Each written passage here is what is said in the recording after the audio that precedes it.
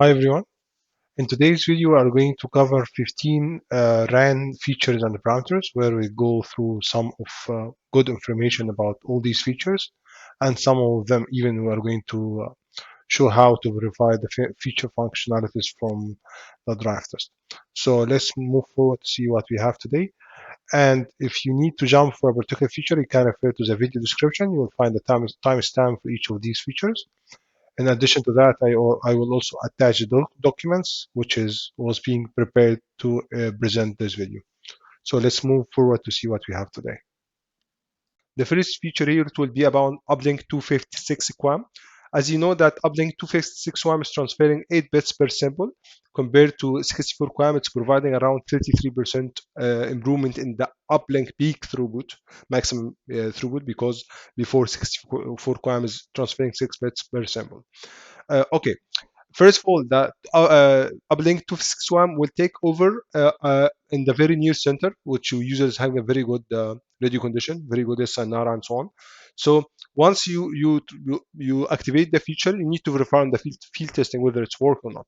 Not only based on the maximum speed and so on, but just to confirm from the traces and from the field testing. So the first part you need to do, you need to go and check your UE capability, whether your test device is supporting uplink 256 or not. So this message, you will find it in the capability message. It's called PUSCH 256 QAM. If it's supported, then you can continue your testing. Then once you start the testing, you're supposed to receive RRC configuration message from the init B, and you'll find that under PUSCH configuration setup, you can find that MCS table 256 QAM has been delivered to the UE. This means now the feature is working and you can start doing your testing. And the last part, for sure, you can verify from the related counters whether the counter start like picking or not, or start counting and so on. So moving forward, this is the 3GPP tables for comparison between 64 QAM and 256 QAM. The first part, as you can see here, that all starting from 23 MCS till 28, it was transmitting 6 bits. Even before this 21, here now the range from 23 till 28 has been replaced by the 256 QAM, which is 8 bits per sample. This is if you want like to change the 3GPP table as well as for confirmation. So this table is supposed to be delivered, as mentioned, the RSU confirmation message to the UE. Moving forward for the next feature, which is one of the very good feature as well, PUSCH waveform adaptation. As you know, in 5G, currently, and PUSCH waveform is supporting two modes, right? The first one is a cycle prefix orthogonal frequency division multiplexing, CBO of DM, and this part, this is by default, this one is working. As you know, the resource allocation for PUSCH, the resource allocation can be contiguous or continuous on continuous or non-continuous. It's like very flexible, that it's characterized by the flexibility or flexible resource allocation compared especially for the next type. Second, it can transfer up to full layers, and this is for sure depending on the UE capability. For example, if you can support rank 2, then it can take up to rank 2. But the main drawbacks of this one, it's having a high BAPR, which is the peak average ratio, right? Peak average power ratio. And for this part, this is more recommended in the new cell center. So actually this part now, as I told you, by default, only this one is working. DFTSC of DM is not working. So in case you are going to activate DFTSC of DM, that it will give you some benefits in the coverage, because this one, the first drawbacks is just looking for the contiguous or continuous resources. It cannot like having non-continuous resource allocation, and because of this, it's reducing the power. And because of the peak average to power ratio has been increased, this can improve the cell edge uses by around 2 dB coverage gain. And this value, I found it in the 3GPP. So once you activate the feature, you need to confirm whether it's working, taking effect or not. Maybe it will not be reflected from the KPIs, or you just need to confirm from the field testing and so on, and in addition to the KPIs for sure. So the first part, the adaptation will be based on what? Based on the PUSCH SNR. Uplink SNR, which is the P for PUSCH channel. So assuming now they have a user at the cell center, so he would be using by default CBO of DM. So because like assuming that he have a very good quality. Once this user is being moved to the edge of the cell, his radio condition will start to deteriorate, right? And maybe the SNR will be very bad. In this case, the gene would be will instruct the user to switch to DFTSC of DM, if you're assuming this feature is working, and this is what you are going to receive. you are going to receive this one under the initial uplink bandwidth part. There will be switching indication from the RS reconfiguration message. This like called transform precoder. This one, if it's enabled, this means DFT SAVDM now will take effect, and the user will be starting using DFT single carrier of DM. And if it's disabled, this means the user is still using CB of DM. So once it's confirmed it's being enabled, then the user will start using this one, and we are expecting that his coverage will be improved. But the main point which I need to highlight for you here, that not all users, there is some users have compatibility issue which are not supporting this part, and this can cause some KPI deterioration or other. So be very careful whenever you are going to go to check this feature. Moving forward, it's about the third feature. It's about the downlink beamforming allocation based on SRS base. As you know, that currently majority is working with the CSIRS, the beam calculation. Downlink beamforming is being calculated based on CSIRS. The unit B or GNUT B, sorry, is being transferred in CSIRS, and the users will start measuring the CRS. Then it will be reporting the BMI report, including the rank indication and so on. And based on this feedback, the unit B will make the weightage calculation, and it will decide the beams for each user as shown here. However, as you know, that in TDD system, we have this concept of a channel reciprocity. A channel reciprocity means that the downlink and uplink, the TDD is using the same frequency for uplink and downlink. This means we can use uplink feedback to estimate the downlink channel propagation, which now the SRS will take a place here, or can take over in this case. So in this case, if you have the in your network, if you have the probability, or you can enable the SRS feedback, it can give you some gain, and I will explain in the next slides from where the gain can come. Okay, moving forward, the question here, why we are expecting some gain in the downlink performance if you use downlink beamforming based on this SRS base or based on the SRS feedback. Okay, uh, I believe that the main reason for this part, that as you know, that SRS is being transmitted periodically, almost like it's most of the time it's being transmitted by the UV. So in this case, the GNB can have a timely update about the channel propagation, downlink channel propagation, so it can make the weight calculation, so they can give more accuracy for the weight calculation and the downlink beamforming assignment for the specific or for the particular user which is sending the SRS. This is the first point. Second point, it can be also that SRS is being transmitted through the full bandwidth, so that also still the GNB can have a precise feedback about the complete bandwidth, so it can also give more accuracy for the downlink beamforming, for the weight calculation and downlink beamforming assignment. Okay, so compared to SRS weight to BMI weight or CSIRS, as you know here, the first point here, that first part, before doing the weight calculation, the GNB should transmit the CSIRS, then the user will start making the channel quality estimation for the downlink, then it will send the feedback to the GNB through BMI rank indication CQI. Then the GNB will start the weight calculation, and now it will start making the downlink beamforming direction and so on towards the ZUEs. So the main point, that in some cases your feedback or your downlink estimation might change during this kind of report. So this means that in some particular cases, the measurement or the weight calculation maybe will not be that 100% accurate. This can impact your beamforming weight calculation. So this is one of the advantage of the SRS compared to the BMI. Okay, but the main point here, it's not necessary that SRS weight would give all the time compared to BMI weight. Actually, it's recommended, or it's known that SRS is giving better performance need to the cell center, while BMI or BMI weight or CSIRS beam weight or codebook is giving in the cell edge users. Okay, why this can be the reason? Okay, as you know, that if the user move to the edge, still he can get better coverage compared to the uplink. So this means in this case, the feedback of the SRS will not be that accurate compared to the CSRS, because of the weak coverage. The SRS is getting very weak as long as it's moving to cell edge. So it's recommended in this case to use CSRS. That's why you have this kind of adaptation. The unit B can change from SRS to CSRS and vice versa based on the SRS uplink SNR. If the SRS uplink SNR is good, it will keep the user the beam calculation, weight calculation based on the SRS. If it's bad, it will be starting now using the codebook or CSIRS and so on. This kind of thresholds uplink, it's like predefined or configured. You can check it in your network, or you can check it based on your vendor and so on. It's just to check what is the current value.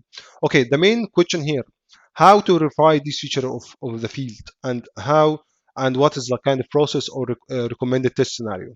Okay, the recommended test scenario, before going through how to verify it, that you need to do static testing for the near and the edge users, as you can see here, for example, near and edge, and make like a lot many speed tests or download and so on, just to confirm your testing.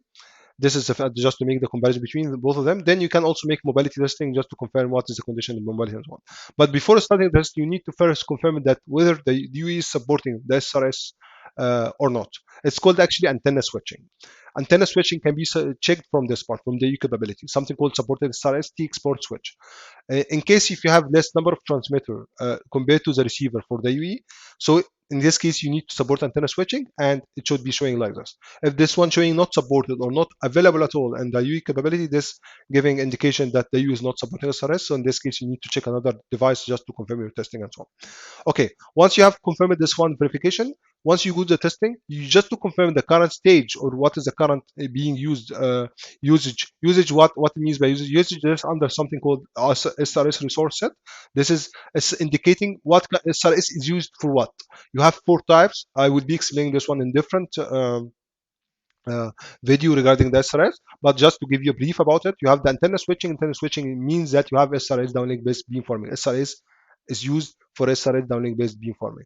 If it's codebook, this means the CSIRS. This means now your beamforming calculation is based on CSIRS. So you just need to go and check this message. It's under our serial configuration message. You can find us under SRS resource set. You will find usage, and this should be changing whenever you're moving from the cell to edge and vice versa. This is how you can confirm your testing. And the last part we are going to discuss now, it's about the signal radio bearer 3. Signal radio bearer 3 actually is optional. It's not currently enabled. Majority of the signaling is being transferred through the SRB1, signal radio bearer 1, as shown here, that all these kind of 3 messages, RRC configuration, complete, and measurement report, is being going through the SRB1, transferring from 5G UE to master input B. Then the master input B can transfer it through to the SG B and so on. So why it's recommended or why we can do a trial to enable the SRB3? This can give some advantage or some improvement in the latency, because this will save time, some timing, instead of having this kind of exchange or transferring from the 4G then to going to 5G. You can now have a direct communication once you enable the SRB3 between the 5G and the SG, as you can see here. So this all these 3 messages will be direct transferred from the 5G UE device to the SG, which is RRCU configuration complete and measurement report. And this is just one example, quick example for the signaling comparison. Assuming, for example, you have SG modification procedures ongoing. So the first part, the UE will be reporting the measurement report to the unit B. Then unit B will transfer it to the unit B through RRC transfer. Then unit B will ask the unit B to make a SG modification. Then now the unit B will forward this request to the UE through RSU confirm message. Then there will come the reply and so on. And here you should be having SGB modification confirmed from the unit B to the unit B. Now, once you enable the SRB3, as you can see here now, the UE can have a direct communication with the unit B, which can save some timing instead of having this kind of exchange between unit B and unit B. You can now have a direct communication. So this part expecting to have some reduction in the latency for the signaling, RRC signaling and so on. And one more point to highlight, that not all the devices are supporting SRB3. Some of the devices not supporting, but in all cases, even if it's not supporting, it still will go through the normal process, which is will be going through SRB1.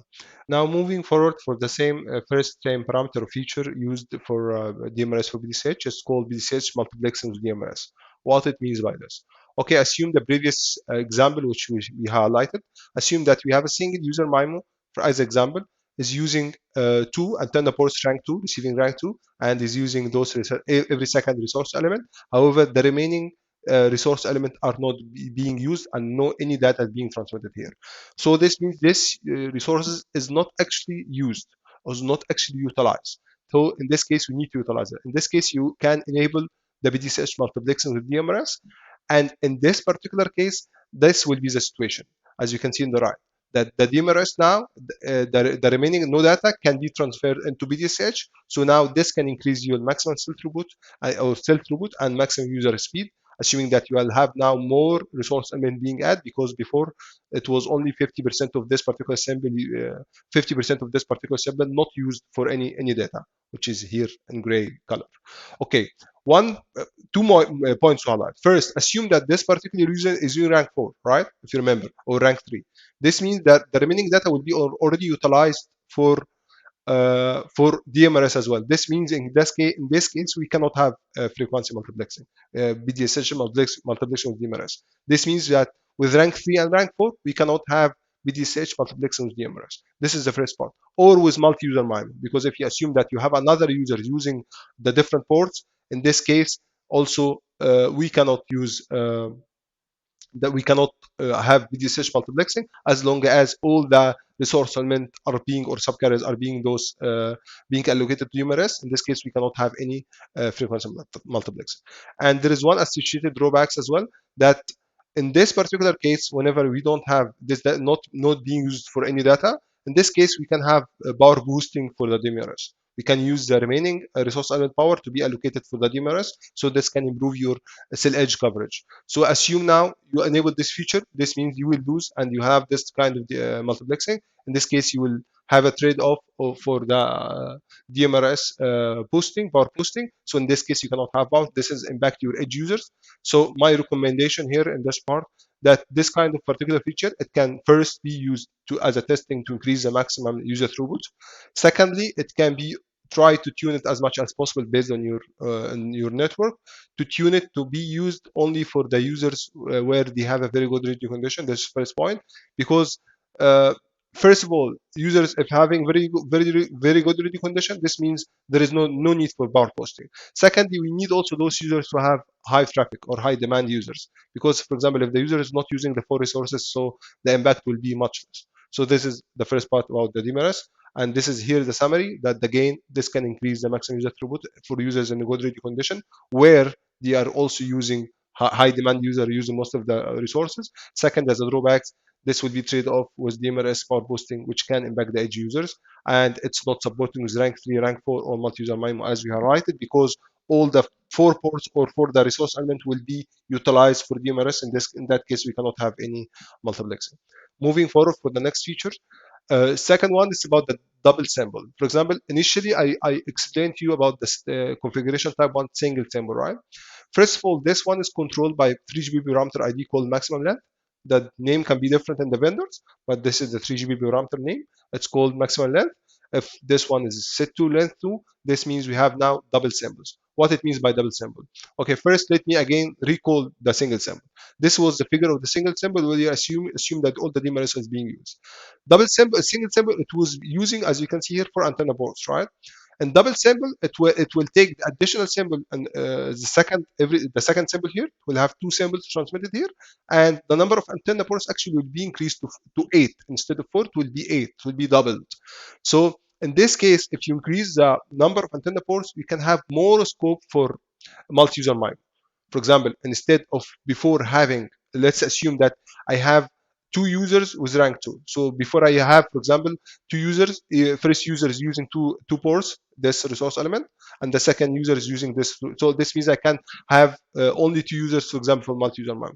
However, if I increase double sample, and the double sample now I can have more antenna ports, so I can have more multiplexing, so I can have more users to be multi-user. For example, the first user can use rank 2 for the first 2 antenna ports, then and this will be CDM, code division multiplexed together.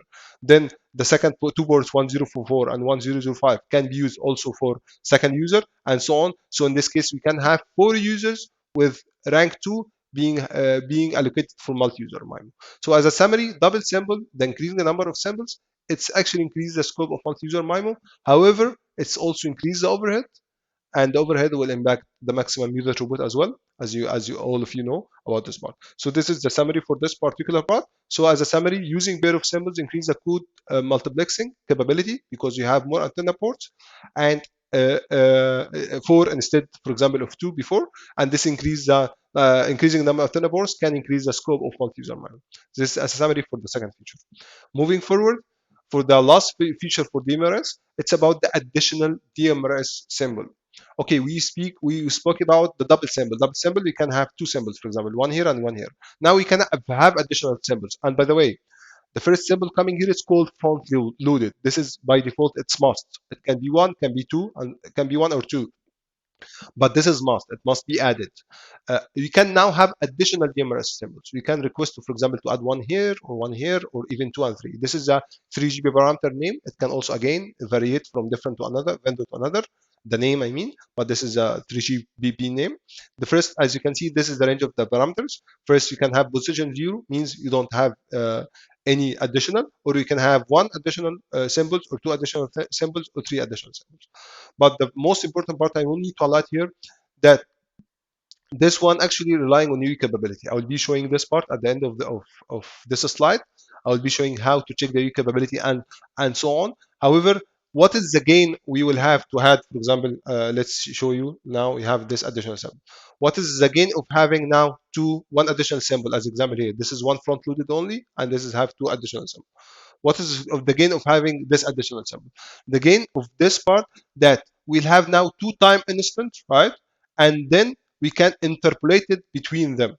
Okay, we can have, so this actually reduces the gap between the channel estimation. What it mean by this? For example, assume now we have only one here, and you have to wait until the next resource block, right? Sorry, until the next symbol, I mean slot, to start again interpolate or start to modulate the new DMRS. So in this case, actually, you will have two time instant within the same resource block, which is in two different symbols. So this one actually reduce the requirement for the long interpolations. This particularly can be very important for high speed scenarios where the propagation channel change very rapidly. So the high speed scenarios can benefit from this part, which have a much better demodulation, and you can have a much better performance. We can, for example, perform a test in mobility mode, high speed, before and after having front loaded and one additional sample.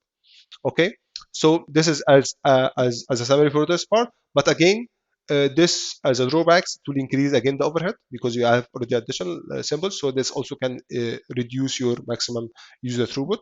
And as last part here, how to verify from field or from trace verification. Okay, first part, that you need to check the UE capability, because actually this rely on UE capability. Not all the UEs can support additional symbols. Let me zoom in here in this part here. Okay, zooming in here, you can see here, this UE capability message. Under UE capability message, you can something called feature downlink, set downlink. Okay, you can see here, you have one front-loaded DMRS. This is the capability of the UE. You can support one front-loaded, which is the first symbol here, with two additional DMRS. This user can support this one. And also you can support two front-loaded with two additional DMRS, or one front-loaded with three additional DMRS, which is the maximum configuration. Okay, this is the first part, how to verify from the UE capability. Now, the master information block will be addressing the position. For example, DMRS type A, position 2. This means you have one additional symbol as mentioned here. And if it's 3, this means, sorry, this 2, this means you'll have 2 additional symbols. You have extra one here. If it's 1, this means you will have only 1. If it's 3, it means you will have 3 additional symbols and so on. And if the case, in case if the UE is not supporting, he will be only using the front loaded and so on. So this is as a summary for this feature. And the last part in this slide. Now let's cover the SRS transmission tuning. Okay, I have a detailed video about the SRS for 5G. It's covering most of the related aspects and details for the SRS. You can refer to this video in case if you need to get more details. So just as a brief, let me tell you how this feature working. By default, the SRS is being transmitted by the UE over the complete channel bandwidth. Assume this is a channel bandwidth here. So the UE will transmit the SRS over the complete channel bandwidth. This means that SRS power will be distributed over all the resource blocks. Assuming here we have 128 resource blocks. Okay, so in this case, if you change it, the resource transmitted resources, tune the SRS transmission instead of full bandwidth, for example, to half bandwidth. So in this case, your power can be distributed among half bandwidth, so they can double your power. This can improve your edge user throughput, edge user coverage, SRS coverage. So in this case, what you will do, how you can do this one. Here, this is the 3G parameters name. Again, this can vary from the one different to another, with window to another as a naming, but the concept should be the same. Here, you have two parameters which can control this part. The first part called CSRS, and this is referred only to the full bandwidth. It's not a parameter. The parameter which is parameter which can control the whether to transmit at the full bandwidth, half bandwidth, or even less is called BSRS, which is having three values 0, 2, or 3. This is one I quoted from 3GPP table. It's very long table up to 0 to 62 combination. And here I'm just showing examples for this particular part, which is showing that CSRS at this value was 30. This is related to the channel bandwidth. So assuming that now in this case we have maximum number of resources is 128. So if you are using this parameter as 0 BSRS, this means the SRS will be transmitted along the full bandwidth. Assume now you moved from BSRS 0 to 1. This means now your resources will be half for the SRS. This means now you will split your bandwidth instead of transmitting the SRS over the full bandwidth. Now you transmit it over the half bandwidth only.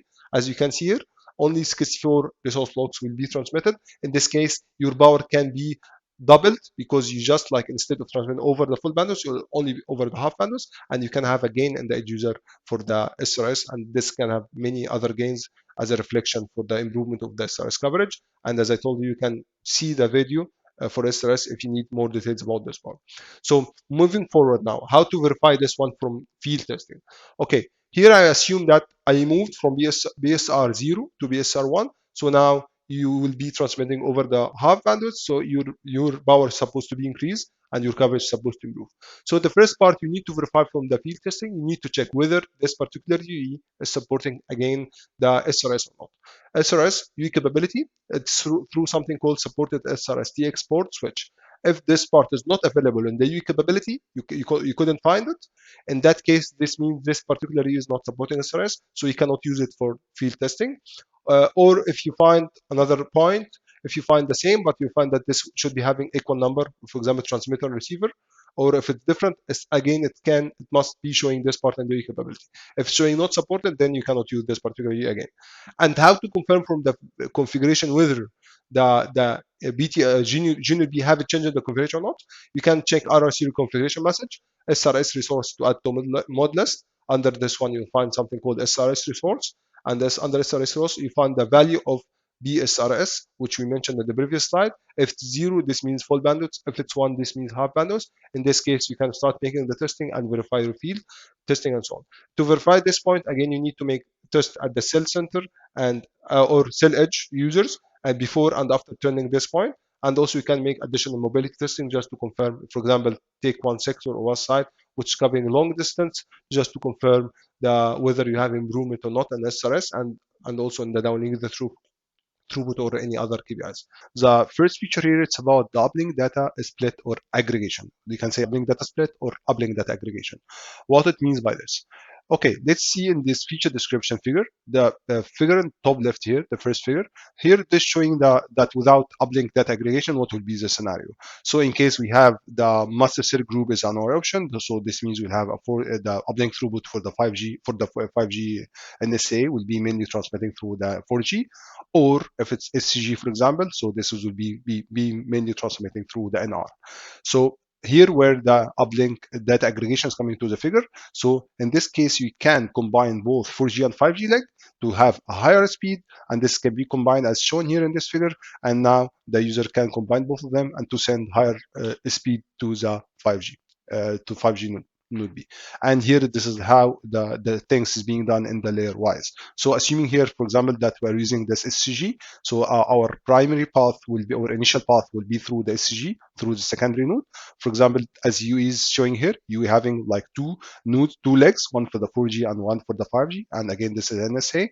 So initially the UE will be transmitting the data through the uplink till reaching into RLC layer, and after they have the aggregation, so and here you will be transmitting until the RLC, then both RLC, the BDCP of the SCG layer or the secondary node will be aggregating the user plane from both legs.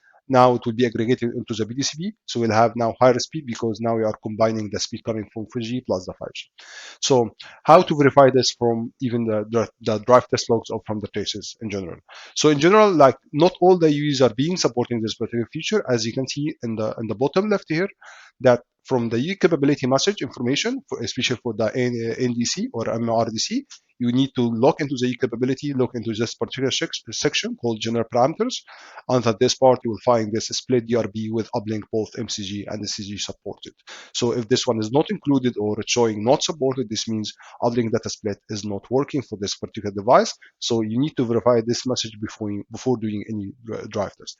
Now, speaking about how this in general, it will be triggered from the UE, how the UE will be triggered this one and based on what. Actually, simply it's based on one of the parameters that's being configured from the UNID side and delivered to the UE through the RS reconfiguration message. This parameter, for example, it's called data split threshold. So, for example, if the buffer of the UE size is larger than this particular parameters, which you can control it through the unit B, so in this particular case, the UE will start the data splitting through the both legs as mentioned here. So, for example, here, if you look into the RS reconfiguration message, you will find two things here, something called cell group. If it's, for example, 1, this means you have initial path through SCG, and this is also configured. And here is the data split threshold, which is here you can see is, for example, in this particular example was 1,600 bytes. And the main idea here that the higher the value, the less the data splitting or less data aggregation, the lower the value, the more data aggregation. So this is depend on your network usage. You can just try to tune this parameter. Usually they define it for lesser value as much as possible, but not very less. But so just to be able to get the gain of the data aggregation, especially for the high or for the heavy users. Now going for the benchmark results, you can see here the blue figure without data split, it was giving around average 82. After data splitting, after adding additional leg, both legs data aggregation or data split, now we can get up to average 145. Now moving forward, the next feature it will be about the uplink 4G fallback, and this is mainly applicable for non-standalone, as I mentioned. So what this would do? Actually, the main idea of this feature that the uplink data path will be mainly transmitted through the 4G leg. Whenever you have a poor uplink SNR or uplink coverage for the 5G, so in this case, you can get the benefit of having, for example, non-standalone. For example, you're having FDD network, it can have a better performance on the uplink, so you can switch off. So if you can see this figure, for example, assuming this particular user he's under the side, nearby to the side, so in this case, he can have a good coverage for both uplink and downlink, so he can have both uplink and downlink through 5G side. Now, assume that you have this user is moved to the edge, or you have edge users where this the only downlink coverage is being reachable, or we can say in other words, more specific, that the uplink coverage of the NR is very poor, and this particular scenario, it's better to enable this feature to enable the fallback towards the 4G leg in order to get the gain of the, for example, FDD network, which is might having a better uplink performance for the edge users. I'm just for simplified way, I show it here as two different sites, but usually we'll have it within the same site, but the 4G coverage would be extended in the uplink higher than the 5G. So for example, here, as you can see, this particular user is still receiving the downlink through the 5G node. However, the uplink is being transmitted through the 4G leg. This is the main idea. So if you look into this figure, this is like whenever you have a good coverage, so the transmission for uplink downlink data will be through the 5G leg, but assuming like for the uplink, you can see uplink data and SRS PUSCH transmitting, it will be mainly through the 5G leg, which we are here. Once you move to uplink poor coverage, so what will happen in this particular case? Uplink data will be through the 4G, but still you will have the SRS and PUSCH reporting. It will still being done through the NR. So you are only focusing data fallback, or uplink fallback is mainly for the uplink data. How you can check and verify this from the signaling point of view? First of all, you need to know that you have a parameter from the GNB side. This parameter, for example, it's showing the uplink SNR. So uplink SNR for PUSCH especially, what would do, like for example, if you setting this parameter to 10, the unit B know that this parameter is 10, so it will monitor the uplink performance for this particular user. And if this particular user, for example, is falling below the threshold, which is 10, let's assume the user having 5.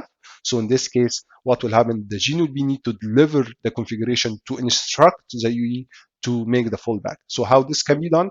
This is initially same as the figure we showed in the previous slide, that was showing that, for example, you have the data split thresholds with around 1,600 bytes. The initial path, and this is the most important, was SCG. So once this condition is being achieved, so this RSC configuration will be delivered again from the inode B to the UE to instruct him to only use the 4G leg. So it will disable first of all the data split. It will make this value into infinity, and it will change the cell group from 1, for example, to 0, to advise the user to start using the 4G link for the 4G transmission, uplink transmission. And here's just a quick summary for the speed performance. For example, once we disable the feature here, you can see you have a very big jump in the NR speed, uplink speed. However, just to highlight and take it into your attention, this is not really direct. Like you can see here, this is huge improvement, but it's not really like that. Like the main idea that you excluded the very edgy users from the 5G side. So you have actually two impact on those SKPIs. The first one, the stat itself is jumping because you excluded the very bad samples which was generated from the poor users. And the other one, that as long as you're excluded uplink users, for example, you will have a less uplink interference. So this is even having more improvement in the center users. This is the main idea. So usually when I think about the comparison of that part, I compare both FDD, which is usually a split when the data split happening, or the fallback happening to the FDD layer. So for example, I compare what was the average was including edge user for both layers before doing the actions. For example, here it was around 1.85 for the 4G layer, for the 5G level before doing the data split, the uplink fallback.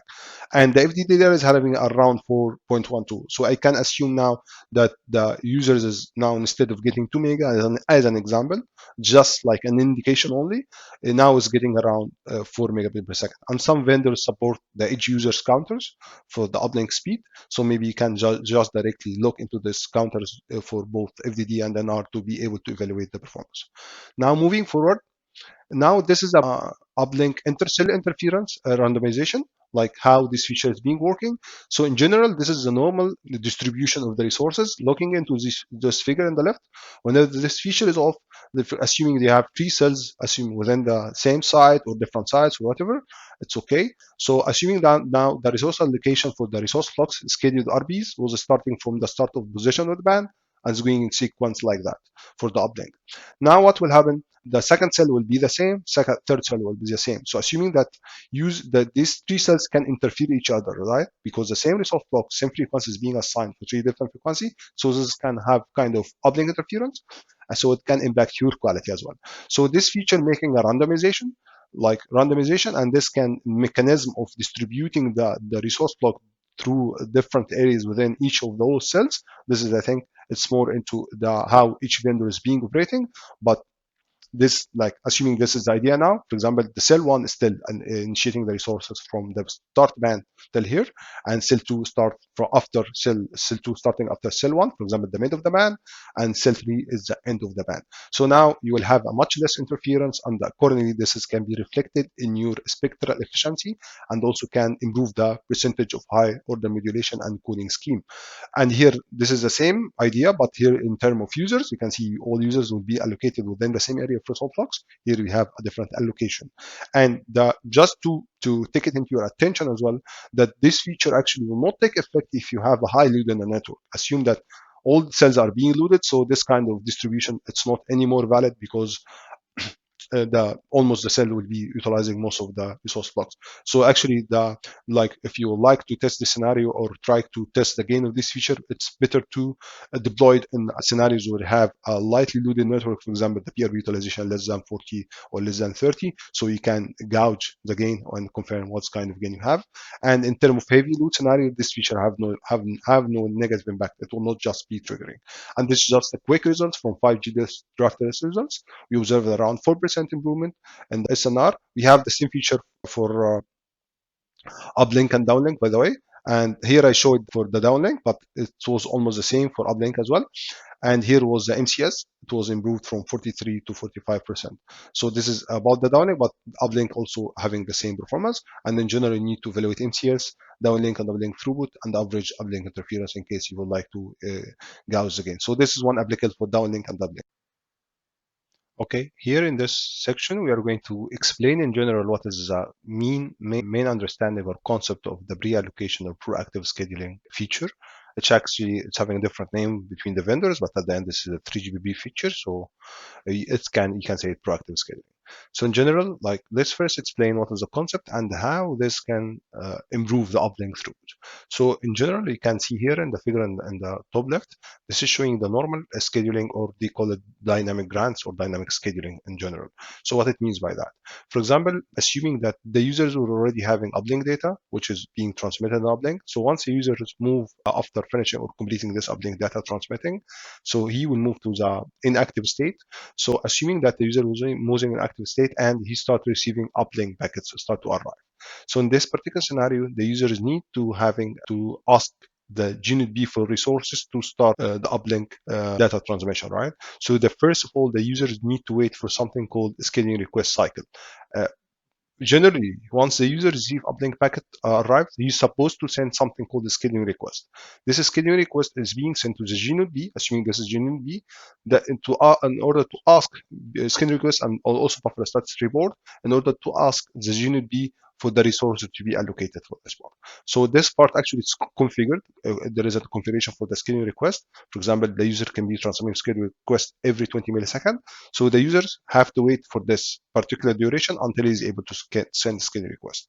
Once the user sends a scheduling request to the BTS now will allocate the PDSCH, which contains the uplink grants. Like uplink grants means that the resources for the uplink, it's just, and this should be informed through the PDSCH channel. So the BTS or the GNB is informing the user, for example, that he will need this kind of resources, resource blocks, and number of resource blocks, timing, and so on. So this will be informed through the uplink grants. Once the user receive the uplink grants, now it will be starting transmitting uplink data. But here there is several concepts about the normal scheduling. First part, you need to wait for the scheduling request, right, which can be 10 milliseconds, 20 milliseconds, and also for the PDSCH or for the search space in general, there is also configuration duration for this part. So this is also, you have to wait, the GNB have to wait for this to transmit the PDSCH based on this kind of search space period or duration. And also on top of all of this, if there is a high load in the site, in the GNB, or there is a high load in the BTS, there is high traffic volume or high number of users, so there might be or there may be a queuing within the GNB side. So in this case, the users might be wait in the queue for some time until his GNB is able to assign this kind of resource. So all of this 3 points which I highlighted is adding to the latency. So this means the latency of the uplink, especially, it might increase. And here where the proactive scheduling or the pre-allocation feature is coming into the figure.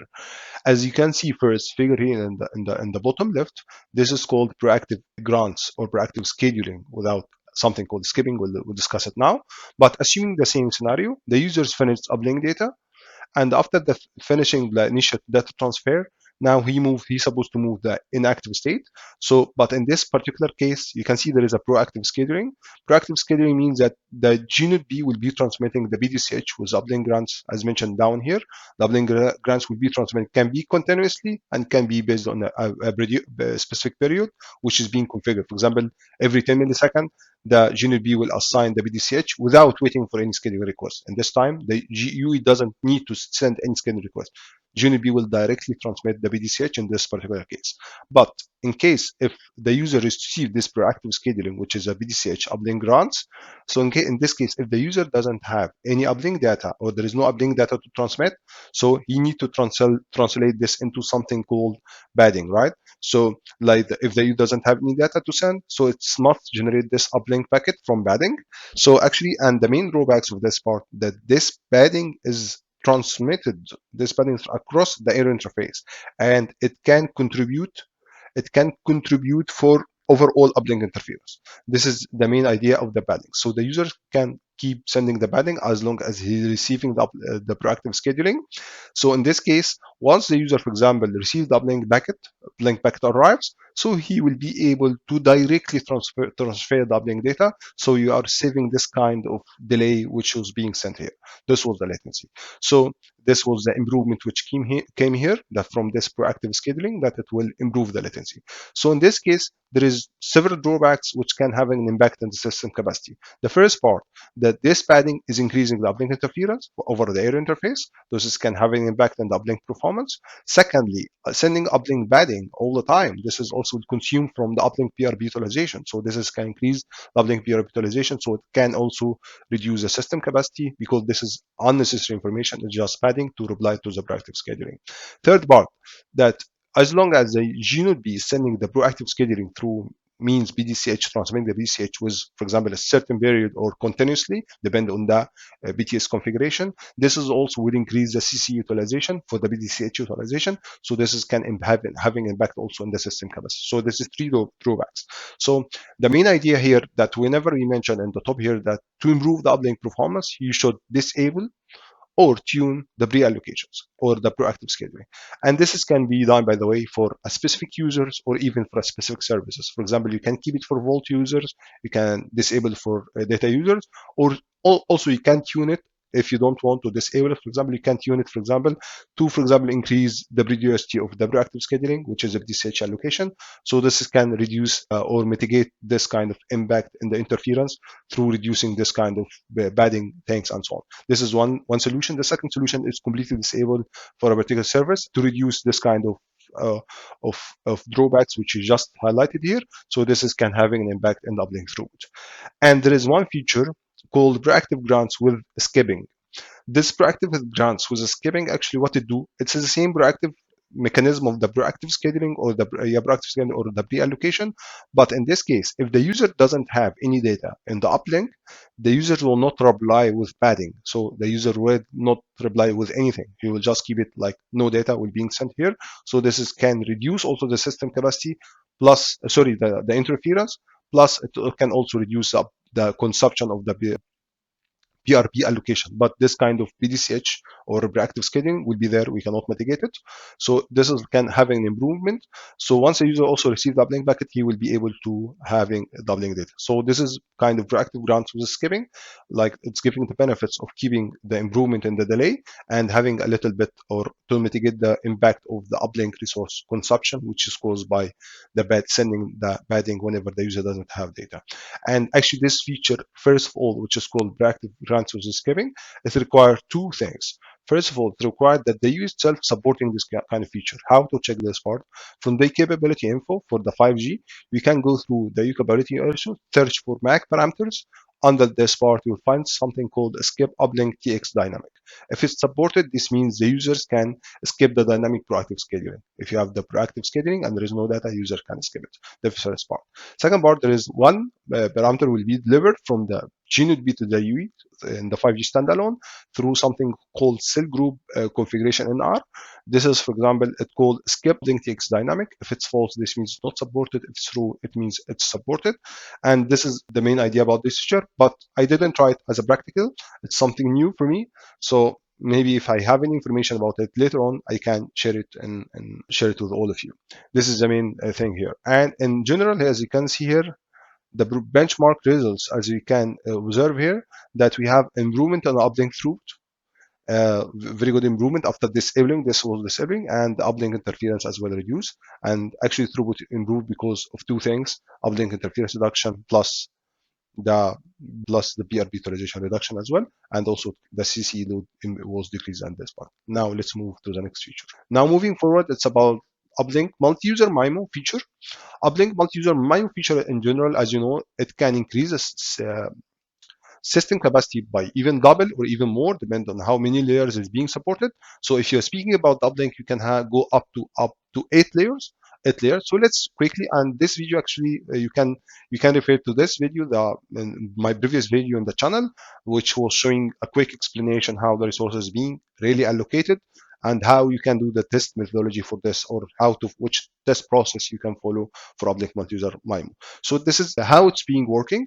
Assuming now the normal case scenario, whenever without having uplink multi-user MIMO, how the resources being allocated. For example, if you look into user 1, 9, 10, and 11. These users will be allocating from the GNB like that. They will be sharing the same time and frequency resources. So for example, if you have 100 RB, assume that all of them having the same ready conditions, so each one maybe will take around 25 resource block. So the resource block will be split above all of them, and this will be within the same time. So this means that the throughput will be actually limited to a certain stage. We cannot go through that.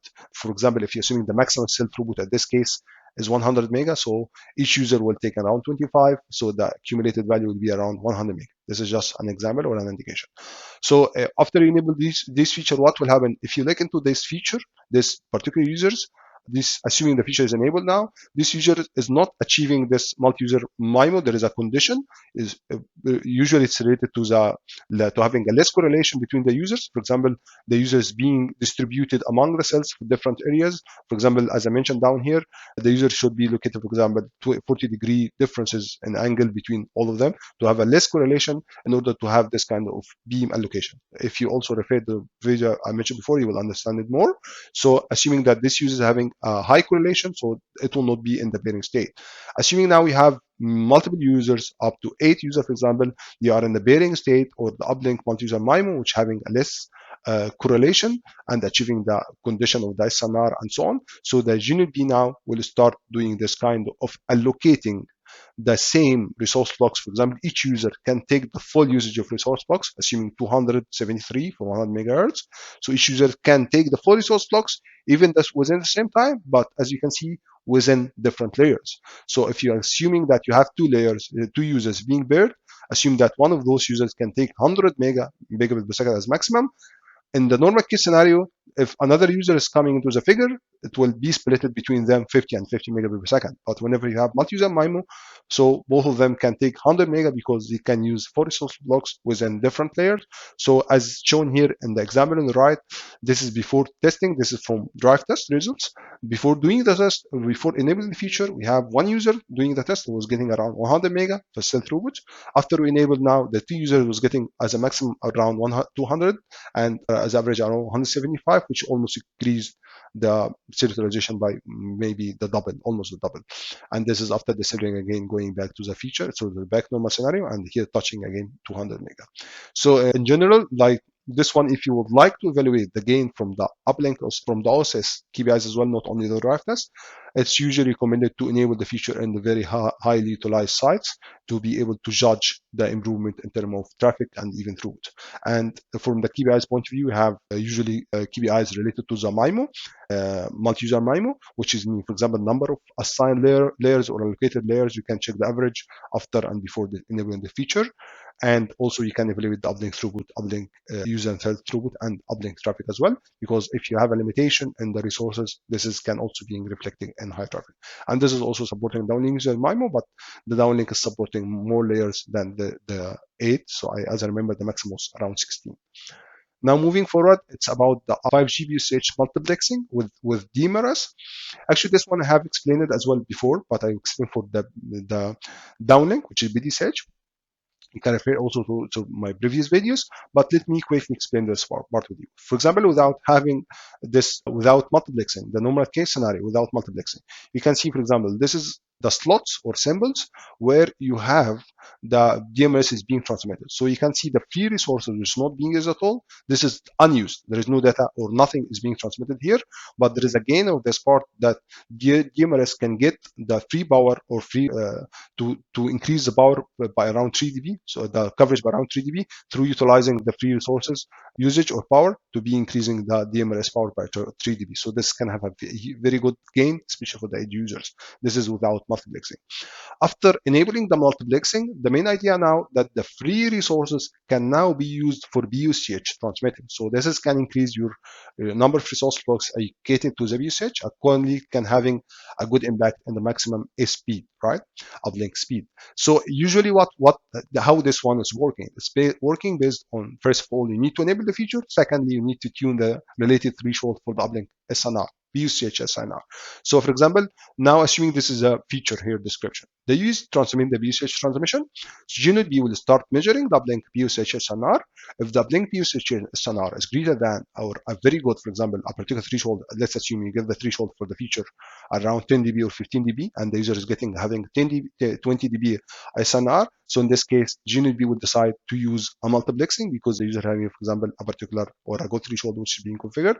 So it will instruct the user through sending PDSCH DCI.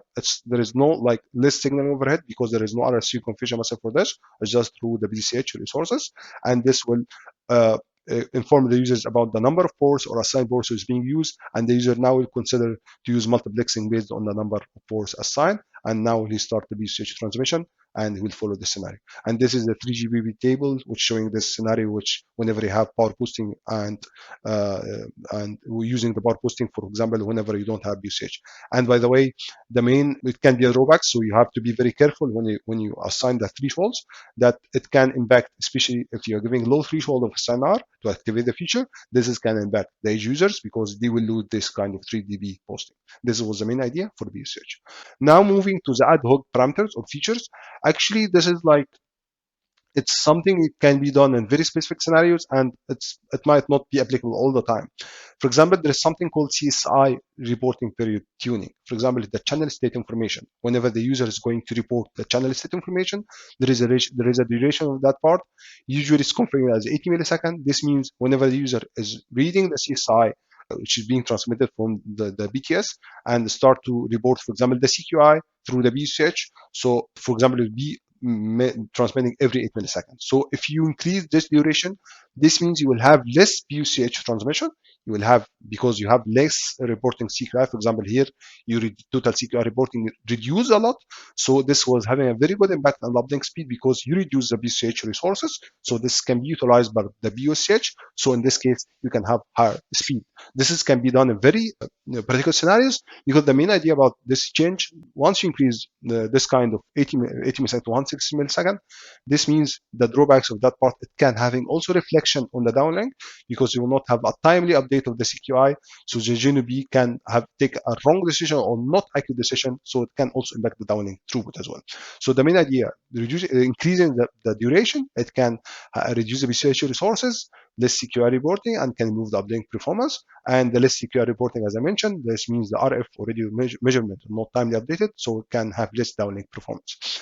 And there is a dynamic. Also, some vendors might support the dynamic CSI reporting. So this dynamic can be usually tuned based on the number of users in the cells. The GNB can decide whether to increase or decrease the duration based on the number of users in the cell. But there is a prerequisite for this part.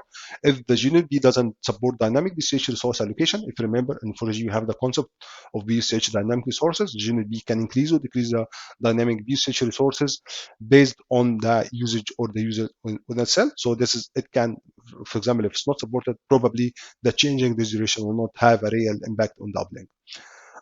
And here is the idea about dynamic PCH resource allocation. If you remember in 4G, you used to have this kind of concept that the GNB, instead of assigning a fixed resource of PCH, now it can tune, reduce, increase the PCH resources based on the load on the side. So this accordingly, whenever you reduce the PCH resources, this can increase the PUSCH resource will move to the PUSCH, and accordingly this can improve for sure the uplink throughput.